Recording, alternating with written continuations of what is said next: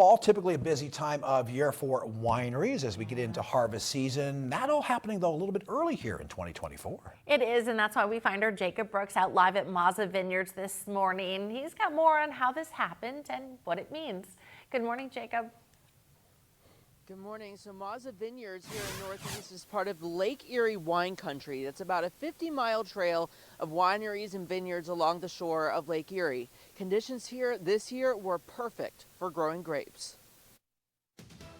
The grapes are ready early. The staff at Mazza Vineyards in Northeast started harvesting this year's grape crop last week. We're running somewhere between 10 and 14 days ahead of last year's schedule at this point. In fact, Mazza says it might be one of the earliest on record. The last time the harvest was this early was about 10 years ago. It's looking to track the same. A lot of things can happen between now and the end of season, but right now things have moved along and the weather's been really conducive for growing and ripening this year. That weather was a warm and early spring that turned into a warm and dry summer. As we got into August and started taking samples and looked at from some key indicators of what was happening in the vineyard, we could tell by early August that it was going to be an early start to the season. That dry weather was key. If there's too much moisture, you run into challenges with fungus and mildews and things like that out in the vineyards that are detrimental to grape quality. But the news isn't all good. Some vineyards east of Erie County have damage from an early frost. That means there are some varieties that there's excess of, there's other varieties there's shortages of. As for Mazza's final product, their award-winning wine, there's a lot of variables that determine price. This year's crop probably won't be one of them. I think everybody's probably aware of what's happened the past several years, and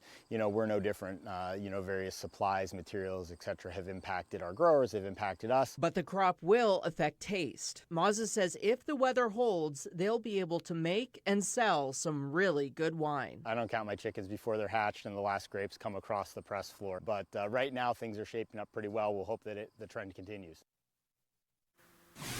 And that trend will continue, he says, if the warm and dry weather continues throughout the fall. He said a little bit of rain certainly wouldn't hurt. It would probably help, but they just don't want too much rain.